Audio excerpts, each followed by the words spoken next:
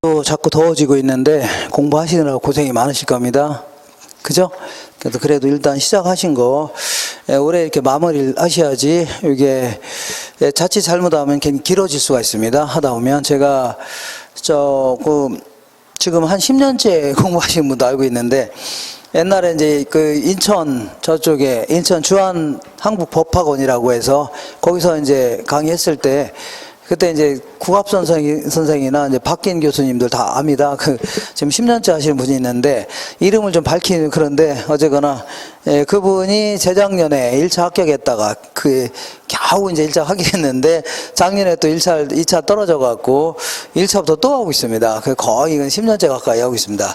그러니까 이제 공부를 한 1년 정도 하다 보면은 이 점수가 한 30점 나온다, 40점 나온다 그러면 포기하는 경우도 있습니다. 근데 보통 한 50점 정도 나오거든요. 좀 넘어서 거의 합격점에 가깝게 이제 떨어지는 사람이 부지기수로 많습니다. 그래서 그런 사람들이 포기하는 경우는 제가 한 번도 못 봤습니다. 그러니까 거의 1년 동안 공부했는데 점수가 좀 웬만큼 나왔는데 떨어졌다는 얘기죠. 합격 점수에 약간 못 미쳐서 이런 분들은 다른 데서 또 합니다. 계속 합니다. 이런 식으로. 그래서 급기야는 10년 가까이 하는 수가 있는데, 그거는 상당히 주변 사람들 피해를 많이 줍니다. 그러니까 한 번에 다 끝내야 돼요. 이렇게 한번 시작했으니까 단번에 다 끝내세요. 이렇게. 자, 어디를 볼 거냐면 이번에는 이제 경제 기반 모형이다 해갖고 우리 54페이지 보겠습니다. 노트에 54페이지 보시면 경제 기반 이론이라고 있어 없어요? 있죠. 그래서 우리 교재에는 206페이지에 있을 겁니다. 아니 그냥 거기 써놓으세요. 206페이지 그 빨강색 있죠? 원래 쓰던 거. 그래서 여기서는 이제 고용인구가 변화했을 때 부동산 수요에 미치는 영향 같은 거 있죠? 이걸 쭉 분석해 보겠다 그런 얘기입니다. 이걸 경제 기반 모형이다 해줍니다. 이때 이제 어떤 지역의 기반 활동 혹은 기반 산업이다, 아니면 비기반 산업이다, 이렇게 구분할 수 있는데, 자, 기반 산업이다. 이거는 그 지역의 주력이 되는 산업 있죠? 아니면 특화가 되어 있는 산업, 아니면 가장 그 인구가 그 업종에 많이 종사하는 어떤 산업 같은 거 있죠? 이런 게 일종의 답을 하고요. 기반 산업이다 해줍니다. 그냥 굳이 정의하자면, 어떤 지역에서 생산한 생산물을, 그 산업이 생산한 생산물을 내부에서 소비하기에는 남아 돈다는 얘기죠. 주로 외부에 수출하는 이러한 산업을요, 기반 산업이다 해줍니다. 거기에 비해서 비기반 산업은요, 내부에서 소비하기에는 부족하죠. 그러니까 주로 외부의 수입에 의존하는, 외부로부터 수입에 의존하는 산업을요, 비기반 산업이다 혹은 비기반 활동이라 하는 겁니다. 예를 들어서 저기 거제도 같은 데 가면 그 조선소가 있어 없어요? 있죠. 거기는 대우조선해양이라든가 삼성중공업 이런 게 있어 갖고 거기는 배를 만들어서 자체로만 소화하는 건 아니겠죠. 주로 외부 쪽에 다 파는 거 아닙니까? 이런 게 일종의 답을 하고요. 기반 산업이다. 그 지역에서 뭐라고요? 기반 산업이다. 주력이 되는 산업이다. 특화되어 있는 산업이다 해줍니다. 그죠? 그런데 이때 이제 어떤 산업이 그 지역에서 기반 산업이냐 아니냐를 측정하는 척도가 하나가 있는데, 이게 바로 그 LQ라는 겁니다. 로케이션 코에피션 해갖고 이런 얘기입니다. 우리나라 지도가 이렇게 돼 있는데 여기에 이제 울산이 딱 있을 겁니다. 울산. 자, 울산에는 여기도 마찬가지로 현대중공업이라고 해서 조선소도 있습니다. 그렇지만 여기에는 또 뭐가 있어요? 현대자동차 공장 있죠? 그죠? 그럼 현대자동차 공장이 울산에도 있고 충남 아산에도 있고 전주에도 있습니다.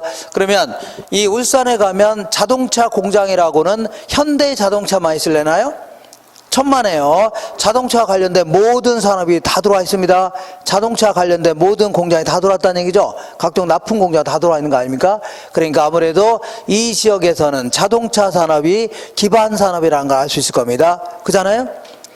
여기서 생산한 거를 자체에서 소비하는 정도만 생산하는 게 아니죠. 주로 어디라고요? 외부에 수출하는 거 아닙니까? 이걸 뭐라고요? 기반 산업이다. 그래서 어쨌거나 이 지역의 인구 구조를 한번 보겠습니다. 인구 구조가 총 고용 인구는 자, 이거 100만 명이라 가정해 보자. 원래는 한 120만 정도 되는데 100만 명이라고 간주해 보자. 근데 구조를 보니까 자동차 산업에 종사하는 인구가 예를 들어 한 40만 정도라고 치자. 이렇게 40만. 그다음에 섬유 산업에 종사하는 사람들 5만 명 정도 된다. 그다음에 관광 산업에 종사하는 사람들이요 한 3만 명 된다고 치자. 그다음에 우리 같은 부동산 업종에 종사하는 사람들 2만 명 정도 된다. 등등등 이렇게 돼 있을 겁니다.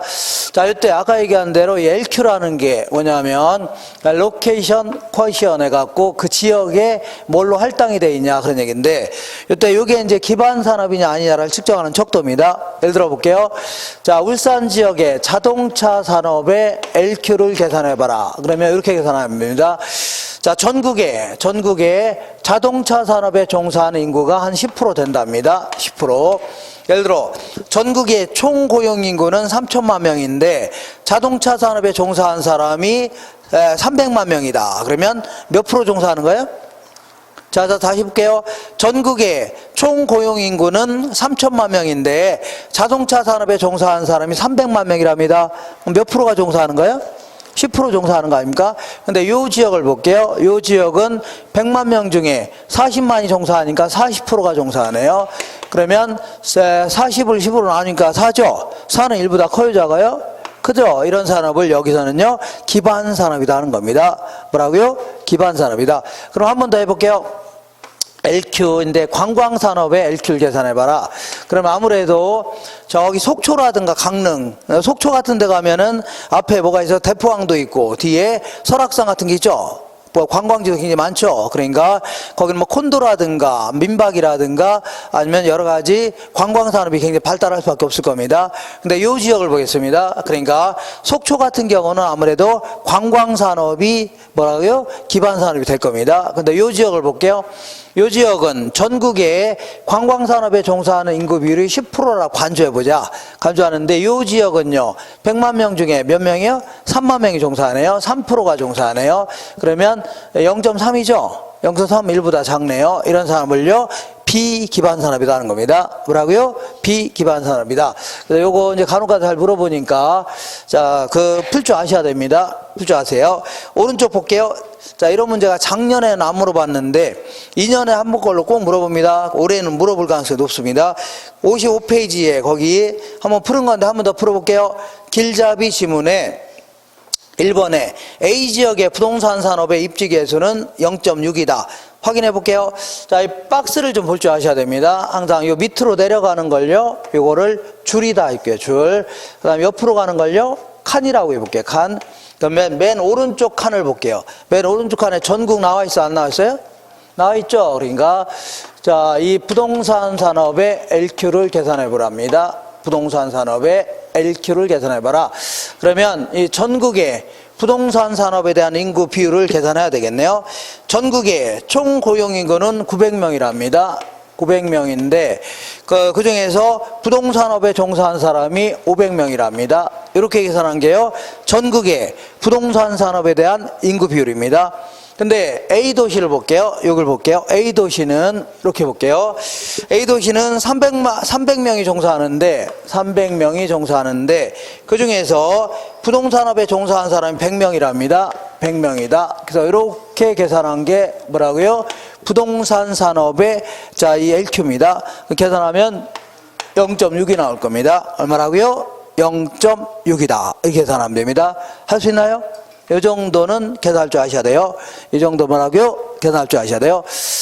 자, 그 다음에 이런 얘기를 해볼게요. 어떤 얘기냐면, 자, 지금 울산에 지금 자동차 공장이, 현대자동차 공장이 총, 이 5개 있죠?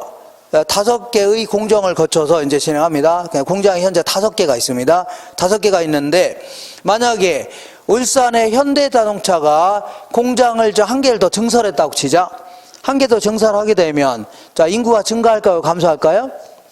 자동차 산업의 인구가 증가하겠죠? 그러면 자동차 산업의 인구가 10만 명이 증가한다면 총 고용 인구도 딱 10만 명 증가하려나요? 다시 할게요. 자, 이 울산 현대자동차가 공장을 한 개를 증설하기로 했답니다. 그러면 자동차 산업의 인구가 증가할까요? 감소할까요? 증가할 거 아닙니까? 그러면 총 고용인구도, 그러니까 자동차 산업의 인구가 10만 명 증가했으면 총 고용인구도 딱 10만 명이 증가할래나요? 그건 아니라는 얘기입니다. 왜냐하면 10만 명 증가하면 하다못해 편의점 하나도 생겨 안 생겨요? 중개업소 생길 수 있는 거죠?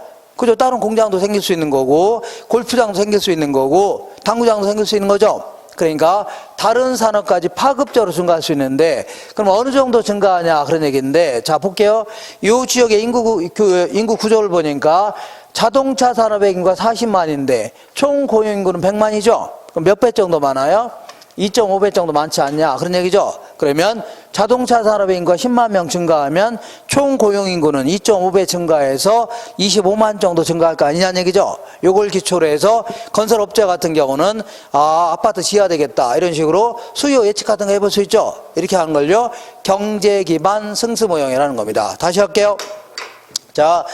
자, 인구가 예를 들어 10만 명이, 기반 산업에, 자동차 산업의 인구가 10만 명 증가하면, 총 고용인구는 한 2.5배를 곱해서, 총 고용인구는 한 25만 정도가 될 거 아니냐, 이렇게. 자, 이때, 요 2.5를 뭐라 하냐면, 이거를 경제 기반 승수다 해줍니다. 경제 기반 승수.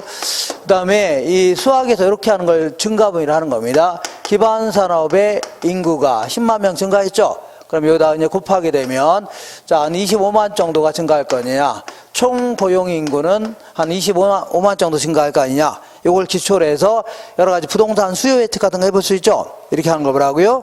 경제 기반 승수 모형이라는 겁니다. 요때 요건 어떻게 계산한 거예요? 요거는 기반 산업의 인구가 40만이죠. 40만 분의 얼마 한 거예요? 100만 해준 겁니다. 100만. 이렇게 기반 산업 인구분의 뭐라고요? 총 고용 인구 해준 겁니다. 근데 얘는 이렇게 계산해도 상관없습니다. 뭐 이렇게. 이 기반 산업의 인구 비율이 100만 중에 40만이죠. 40%네요. 그러면 0.4분의 1. 그러니까 기반 산업의 인구 비율분의 1 해도 2.5가 나옵니다. 이렇게 나오겠네요. 이렇게 정리하시면 됩니다. 자, 이렇게 해서 나는 잘 모르겠다. 그러면 요거 계산 문제 있죠? 요 박스를 볼 줄 아셔야 됩니다. 이거 꼭 나올 겁니다. 요번에 꼭 나오니까 이렇게 정리하세요. 자, 이렇게 해서 자, 이번에는 이거 지울게요.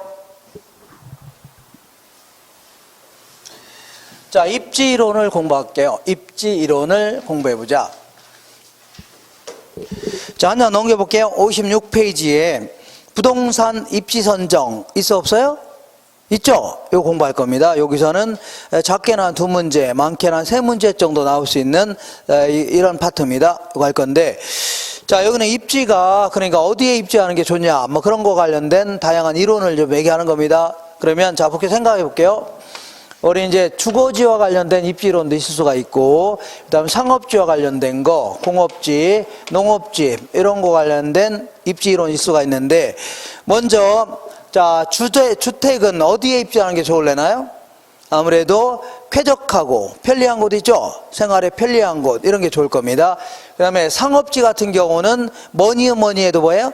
뭐니 아닙니까? 돈만 잘 벌리는 데 있죠? 요게 최고라는 얘기입니다. 그 다음에 공장 같은 경우는 공업 생산성이 좋아야 되죠? 그러니까 생산비가 절감되고 수송비도 절감될 수 있는 이러한 장소가 좋을 겁니다. 그 다음에 농지 같은 경우는 어디가 좋아요?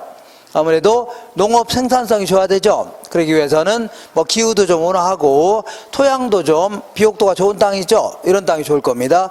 근데 요거를 아주 옛날에는 막 10회 전후로 해서 아주 옛날에는 다음 중 주택에 대한 입지 조건 중 바람직하지 않은 것은, 이게 물어본 적도 있었는데 근래 들어서는 한 번도 물어본 적이 없습니다.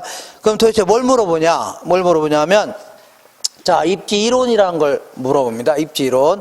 그러니까 우리 서양에서 아주 오랫동안 교수 활동이죠. 대학교에서 교수 활동 하시던 분이 있는데 한 30년, 40년 강의했던 분 아닙니까? 근데 이 강의라는 게 막 1년 정도 하다 보면 그 다음부터는 그냥 계속 하는 거 아닙니까?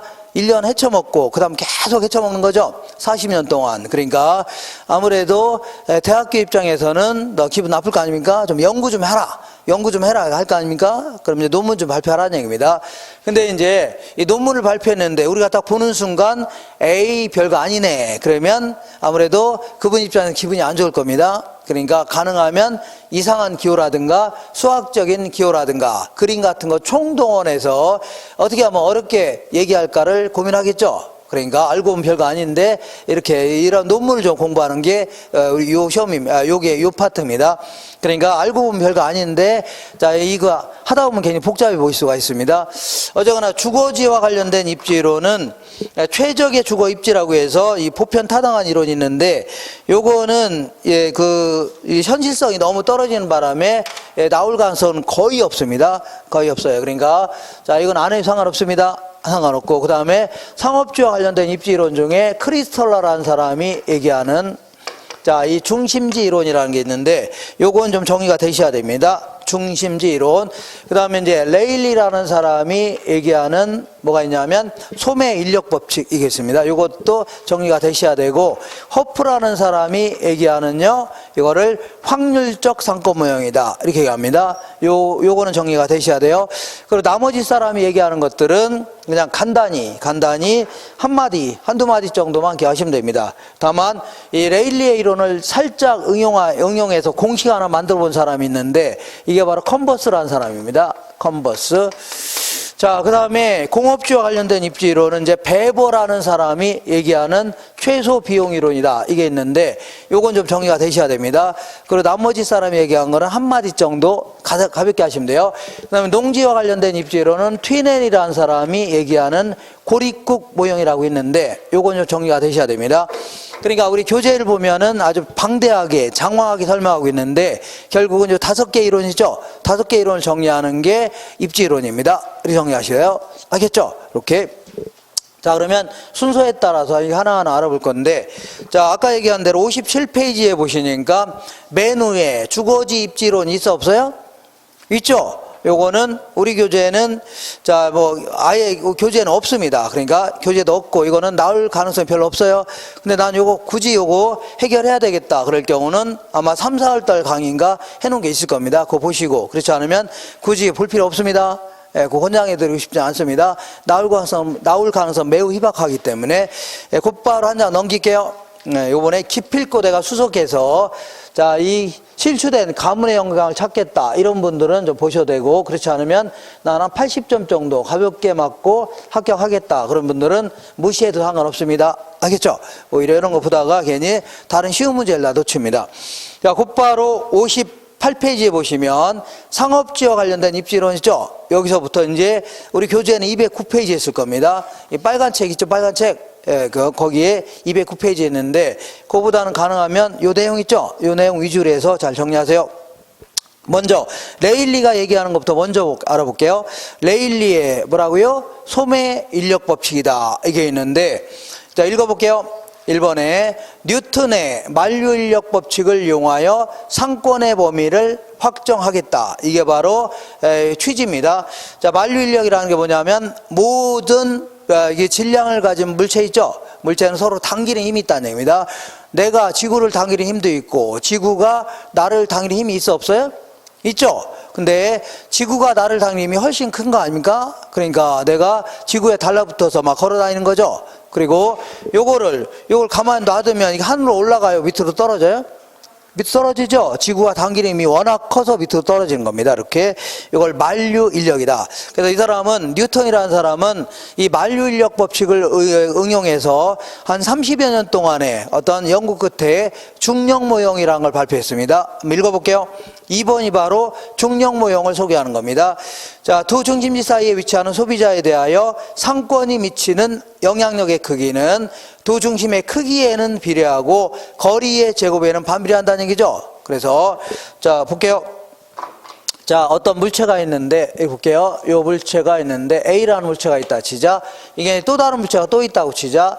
그러면 얘가 얘를 당길 수도 있고 얘가 얘를 당길 수도 있겠죠. 얘가 얘를 당기는 힘은 이 물체의 크기에는 비례합니다. 크기에는 비례하고 여기까지 거리가 자꾸 멀어질수록 당기는 힘은 약해지겠죠. 그러니까 거리의 제곱에는 반비례한다는 얘기입니다. 당기는 힘은. 알겠죠? 이걸요.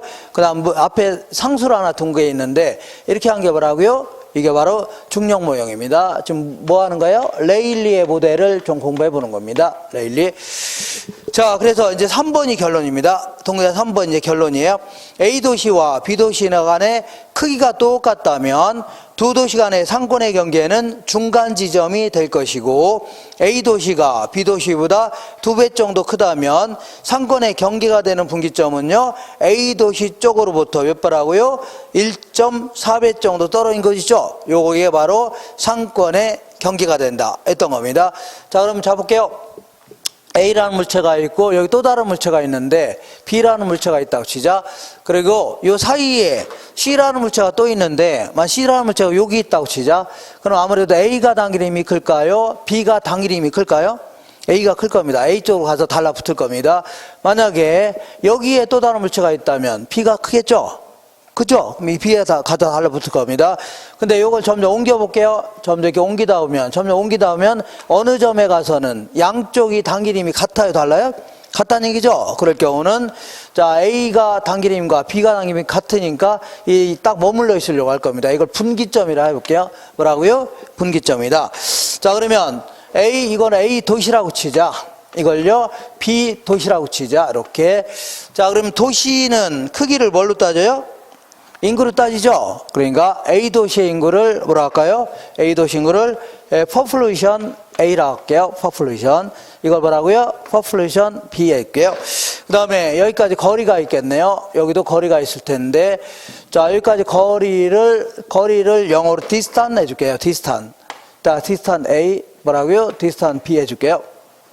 자, 그러면 자, 유인력이라는 게 뭐냐면 당기는 힘을 얘기합니다. 유인력, 당기는 힘. 자, 먼저 A도시가 A를 당긴 힘을 계산해 볼게요.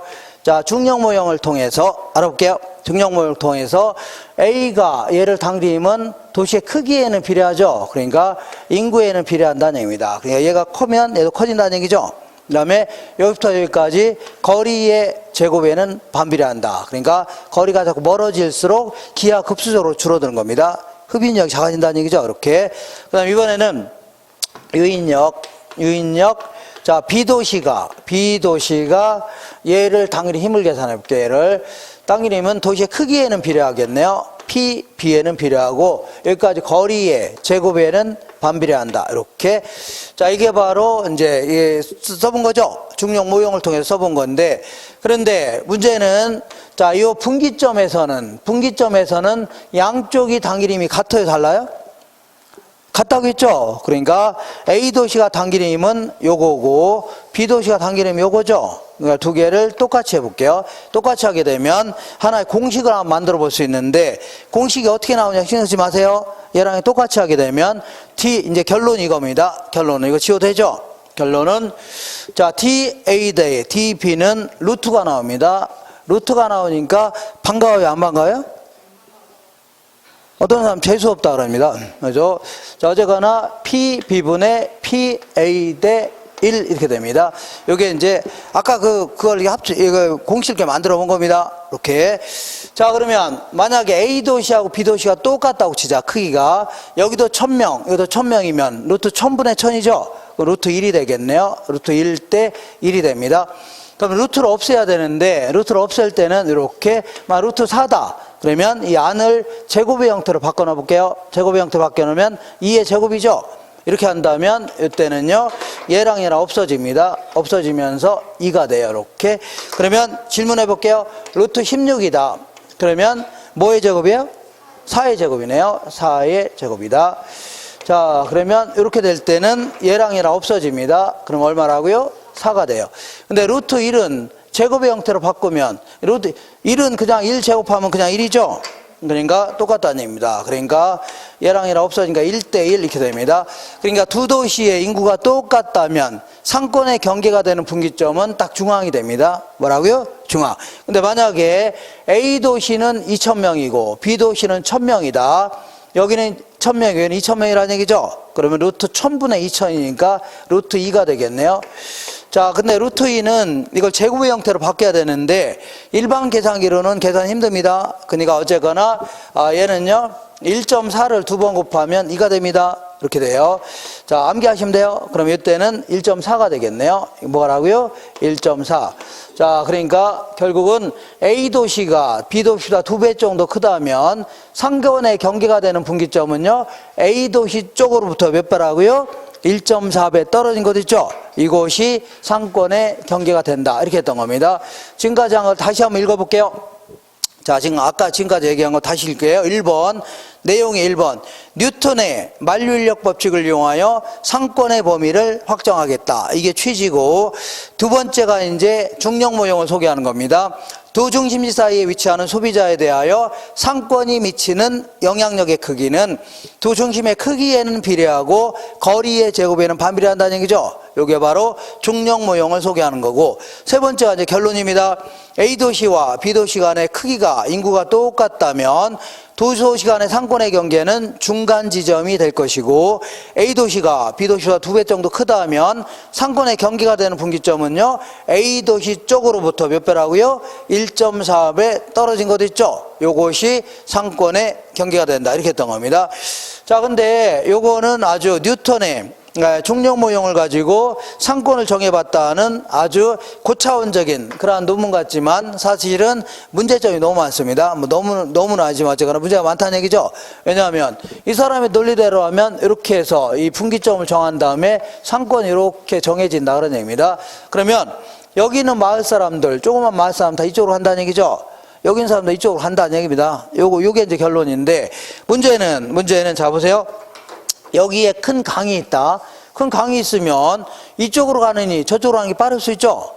그죠? 뺑글 돌아가느니 저쪽이 빠를 수 있는 거 아닙니까? 그러니까 일단은 자연적인 장애 요인을 완전히 무시했다는 얘기입니다. 자연적인 장애 요인도 무시했고, 두 번째는 여기 사는 사람들이 고소득층 계층이다. 고소득층일 경우는 조그만 도시 가봐야 자기들 필요로 하는 명품이 있어 없어요? 업종은 아예 처음부터 어디로 가요? 대도시로 갈 거 아니냐. 그러니까 주민들의 구매 성향은 전혀 무시하고 무슨 직선 거리만 가지고 다녔다는 얘기죠. 상당히 문제가 됐다는 얘기입니다. 그죠? 그리고 자, 그래서 이제 이거를 수정 보완하기 위해서 나온 이론이 허프의 모델입니다. 허프의 모델인데, 이거 하기 전에 이 컨버스라는 사람은 만약에 여기서부터 여기까지 거리가 만약 주어져 있다면, 이렇게 거리가 이렇게 주어져 있다면, DAB라고 주어져 있으면, 요 거리를 구하는 공식 있죠? 이거 어렵지 않게 만든 겁니다. 어렵지 않게 만든 거니까, 요거를, 자, 요걸 물어볼 가능성 많진 않아요. 거의 없습니다. 예를 한 18회 때인가 나온 적이 있는데, 다 틀렸습니다. 다 틀렸어요. 그래서 이런 거는 틀리라고 내는 거니까, 그냥 이렇게 하시면 돼요. 컨버스라는 사람은 두 도시 간의 거리가 주어져 있다면, 자, 분기점까지 거리 있죠? 이걸 구하는 공식을 한번 만들어 봤는데, 자, 예를 들어 TA는 이렇게 TAB를 요거를 1 플러스 루트 이제 분자분모가 바뀝니다. PA분의 PB 이렇게 해서 공식을 만들어 봤는데, 자, 이 공식까지 암기하기 쉬워요, 어려워요? 어렵죠? 그러니까 뭐 이런 거 나는 요번에 기필코 어떻게 하겠다고요? 수석이 하겠다. 이런 분들만 암기하시고, 나는 그냥 합격만 해야 되겠다. 그럴 경우는 두 도시 간의 경계점을 확인하는 공식을 만들어 봤다. 이 정도만 알고 있어도 충분합니다. 충분해요. 자, 이번에는 오른쪽 보겠습니다. 59페이지 맨 위에 허프의 확률적 상권 모형이다 했는데, 이 사람은 이런 얘기를 했던 겁니다. 자, 요거는 지울게요. 자, 이 사람의 논리대로라면, 이렇게, 자, 논리대로라면 이제 도시들 간의 상권을 정하자. 그런 얘기인데, 이 도시들 간의 상권을 정해본다는 것은 큰 현실성이 떨어진다는 얘기입니다. 왜냐하면, 이 사람의 논리대로라면, 아까 얘기한 대로 이렇게 상권이 정해지면서, 여기 있는 사람 무조건 이쪽으로 간다. 그런 얘기죠. 그죠? 근데, 이거는 1950년대 전후로 해서 나온 이론들인데, 그 당시만 하더라도 자동차를 구입하려면 조그만 도시 가면 있어 없어요? 없죠. 아예 처음부터 대도시로 가야 될 거 아닙니까? 그죠? 그러니까 도시들 간의 상권을 정하는 것은 큰 의미가 없을 수 있다는 얘기입니다. 근데 도시 내에서 점포들 간의 상권을 정해본다. 이게 훨씬 더 현실성이 있다는 얘기입니다. 예를 들어서 이마트가 있고 홈플러스가 있다는 얘기죠. 얘네들끼리는 구비하고 있는 물건도 비슷하죠. 그러니까 얘들끼리 상권을 정해본다. 이게 훨씬 더 현실성 있는 겁니다. 두 번째는 여기 있는 사람은 무조건 이쪽으로 간다. 그런 얘기인데 일부는 저쪽으로 갈 수도 있는 거죠. 그러니까 이쪽으로 갈 확률, 저쪽으로 갈 확률 모형을 제시하는 게 훨씬 더 뭐라고요? 이 합리적인 모델이 되는 겁니다. 그리고 아까 얘기한 대로 자연적인 장애율이라든가 구매 성향, 이걸 무시했다는 얘기죠. 그래서 요거를 거리 마찰 계수다 해갖고 거리 마찰 계수라는 걸 가지고 수정 보완한 이론, 이게 뭐라고요? 허프의 모델입니다. 허프의 모델이다. 그래, 한번 읽어볼게요. 지금까지 한 거 59페이지 보겠습니다. 59페이지 맨 위에 허프의 확률적 상권 모형이다 해서 개요를 보겠습니다. 레일리의 소매인력 법칙을 수정 보완한 이론인데, 첫 번째, 대도시 내에서 점포들 간의 쇼핑 패턴을 결정하는 확률 모형을 제시했다는 얘기죠. 그리고 그 문제점이 있었던 자연적 장애율이라든가 주민들의 구매 성향을 어디에 반영했다고요? 거리 마찰 계수라는 거에다가 수정 반영했다는 얘기죠. 이걸 뭐라고요? 허프의 모델입니다. 자, 이쪽으로 오겠습니다. 그러면 기본적인 논리는 다 똑같습니다. 여기 뭐가 있냐면 이렇게 볼게요. 여기가 이제 어떤 A지구 아파트 단지가 있는데, 자, 한 5만 명 정도가 거주하고 있답니다. 자, 5만 명 정도가 거주하고 있는데, 이렇게 이 근처에 이제 뭐 마트들이 있습니다. 이렇게 이제 기존 마트가 있고, 그 다음에 여기 이제 요번에 새롭게 생긴 신규 마트 뭐 이런 게 있네요. 신규 마트. 요거는 이제 홈플러스 이제 이마트 이렇게 생각하시면 됩니다. 이제 거리가 있겠네요. 여기까지 거리. 자, 그러면 우리 도시의 크기는 뭘로 따져요? 인구로 따지죠. 근데 이제 이 점포는 매장으로 따지는 게 좋겠네요. 여기는요 4,000제곱미터입니다. 이건 얼마라고요? 9,000제곱미터이고, 여기는요 거리는 2km입니다. 여기는요 3km예요. 이렇게. 그러면 기본적인 논리는 똑같습니다. 똑같은데 먼저 유인력 이렇게 먼저 기존 매장이 얘들 당길 힘을 계산해 볼게요. 당길 힘은, 자, 이 중력 모형에 따라서 매장의 크기에는 비례합니다. 이렇게. 그 다음에 여기까지 거리에는 반비례하는데, 레일리는 무조건 뭐라고 해요? 거리의 제곱이 반비례한다고 했죠? 근데 이 사람은, 자, 거리 맞춰서 2다. 그러면 여기다 2제곱 해야 됩니다. 거리 마찰계수 3이다. 그럼 몇 제곱이라고요? 3제곱. 이런 식으로 자연적인 장애율이라든가 구매 성향을 여기다 반영했다 생각하시면 돼요. 여기다.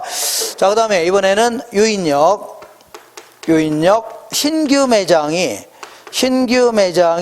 얘네들을 당길 힘을 계산해 볼게요.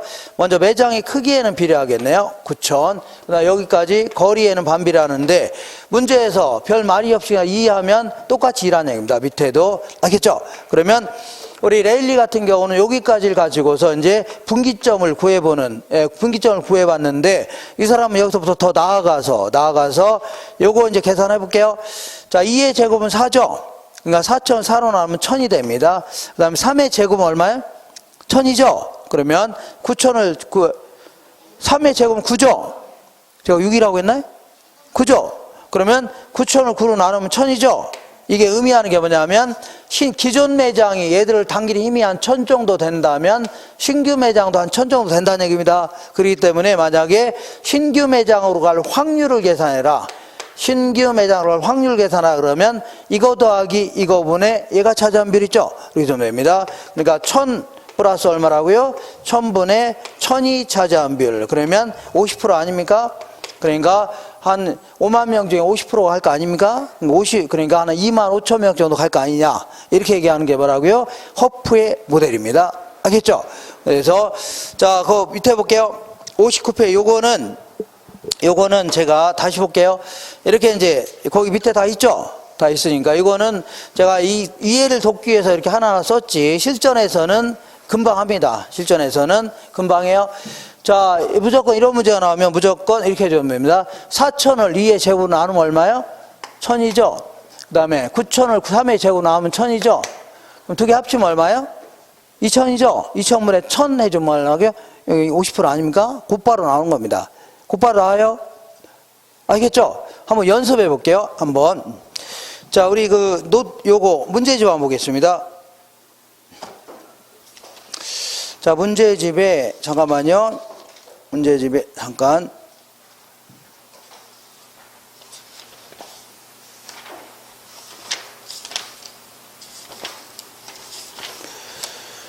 자, 323페이지 한번 보겠습니다. 323페이지 찾으셨나요? 찾았죠? 자, 다음에 그림을 보고 허프의 이론에 따라서 신규 매장으로 A지구 사람들이 쇼핑하러 갈 확률을 예산해라. 거리 마찰에서 얼마라고요? 3이랍니다. 그러면 A지구는 이제 인구는 안 나와 있고, 기존 매장이 면적이 1000, 이거 다 지울게요.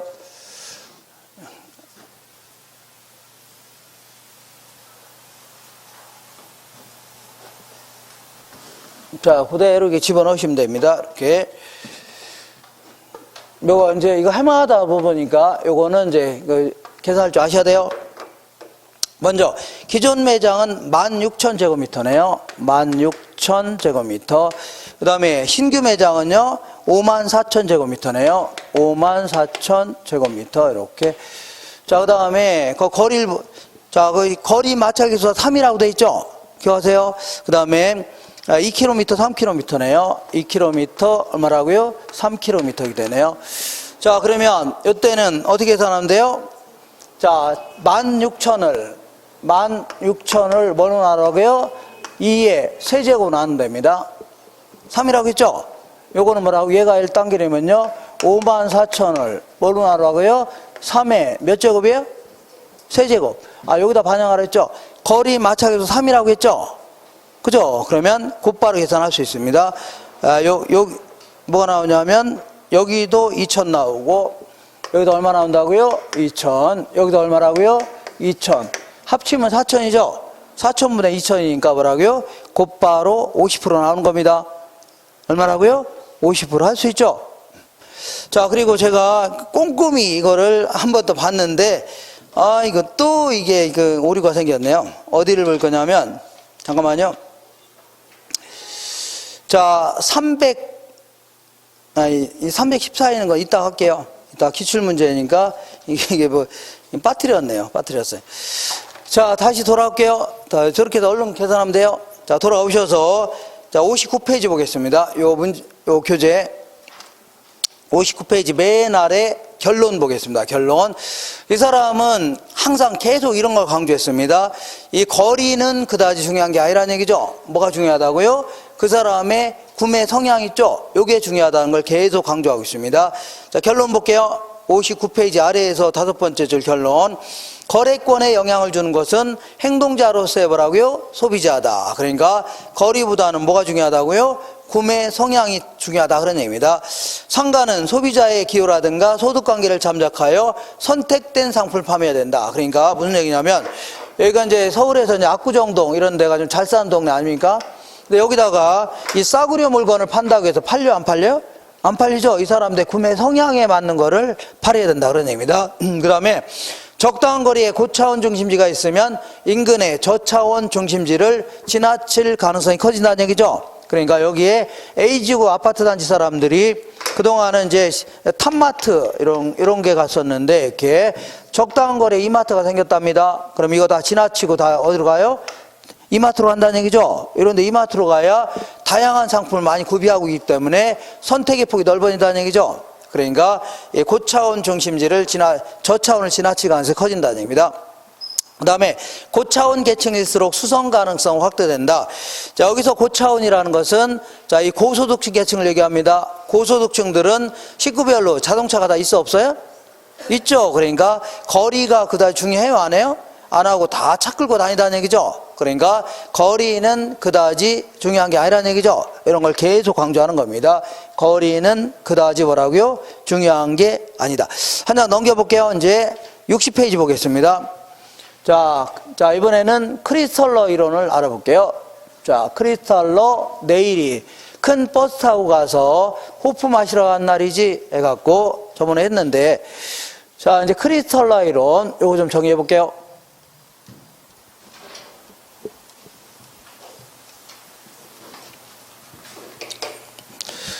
자, 이쪽에 보겠습니다. 크리스탈러다. 이렇게. 이 사람의 이론인데, 자, 이 사람은 한번 읽어볼게요.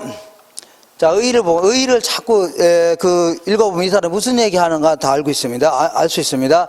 중심지의 규모를 고차에서 60페이지 위쪽입니다. 고차에서 저차 중심지로 하향적으로 분류한 다음에 중심지가 성립하기 위한 조건으로 재화의 도달거리와 최소 요구치와의 관계를 설명하면서 중심지의 형성 과정을 설명하고 있다는 얘기죠. 그러면서 또한 원형의 중심지의 영향권이 서로의 경쟁을 위하여 흡수 경쟁하다가 결국은요 벌집 모양으로 균형을 찾아간다는 얘기죠. 이런 얘기를 했던 겁니다.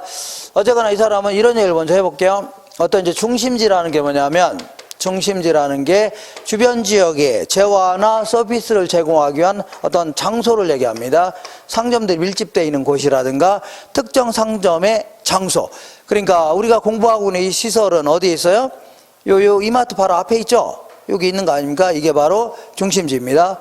그죠? 그리고 이 상권이라는 게 뭐냐면, 상권이라는 것은 고객들이 존재하는 권역을 얘기합니다. 고객이 존재하는 지리적 권역, 이걸 뭐라고요? 상권이다. 그러면 우리 백화점 같은 경우는 아주 멀리서도 와요, 안 와요? 물론 멀리서도 오죠. 그러니까 상권이 크다 해줍니다. 근데 이제 편의점 같은 경우는 동네 사람만 오는 거죠. 상권이 어떻다고요? 작다, 좁다 해줍니다. 이렇게. 그래서 이 사람은 이제 중심지를 이렇게 상권의 크기에 따라서 크게 세 가지 형태로 구분했습니다. 얘는요 고차 중심지, 얘는요 중차 중심지, 저차 중심지, 이렇게 세 가지 형태로 하향적으로 분류했습니다. 그래서 고차 중심지는 이제 백화점 생각하시면 됩니다. 백화점 아주 멀리서도 와야 하나요? 오죠? 이런 걸요 고차 중심지다.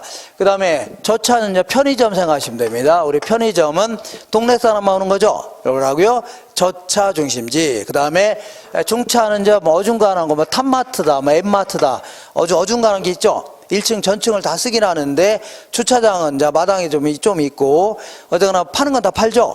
이런 걸 뭐라고요? 중차 중심지 해주면 되겠네요. 이렇게 하향적으로 분류한 다음에, 물론 허프 같은 경우에는 이렇게 이 점포를 가지고 점포를 가지고 상권을 정해봤습니다. 근데 이 레일리 같은 경우는 도시들 간의 상권을 정해봤죠. 그러면 우리 서울 같은 경우에는 제주도에서도 물건 사러 와요, 하나요? 없죠? 이런 걸 고차 중심지로 할 수 있는 겁니다.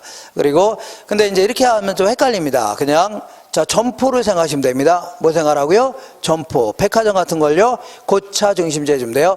그러면 이 사람이 이런 얘기를 하면서 중심지가 성립하기 위한 조건을 제시해 봤습니다. 성립 조건은 이런 얘기입니다.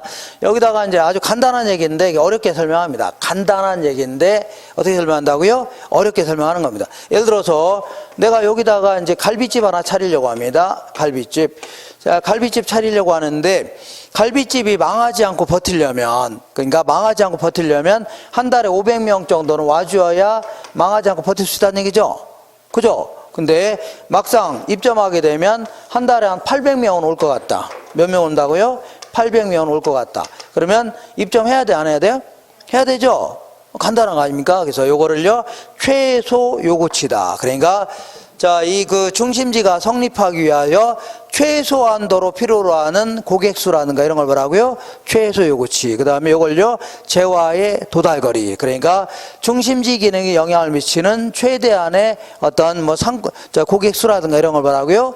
이거를 재화의 도달거리. 이렇게 이제 어렵게 설명합니다. 어렵게. 그러면 이렇게 다시 볼게요. 동탄 신도시에 현대백화점을 입점시키려고 한다. 현대백화점을 입점시키려면, 만약에 현대백화점이 망하지 않고 버티려면, 한 달에 몇 명이라고요?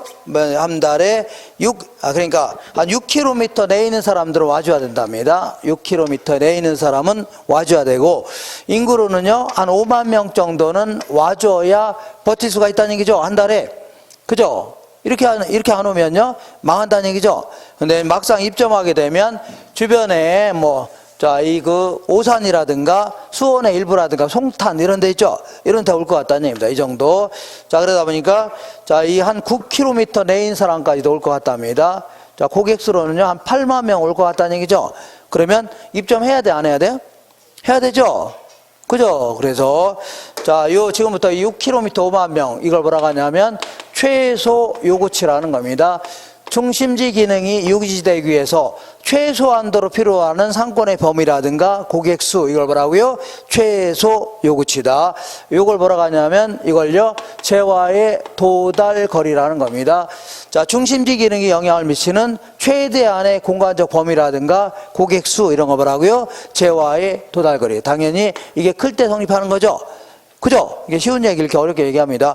그 다음에 이 사람은 이걸 통해서 이제 또한 이제 균형에 이르는 과정까지도 설명했습니다. 균형에 이르는 과정도 이렇게 설명했는데 이 사람은 자, 볼게요.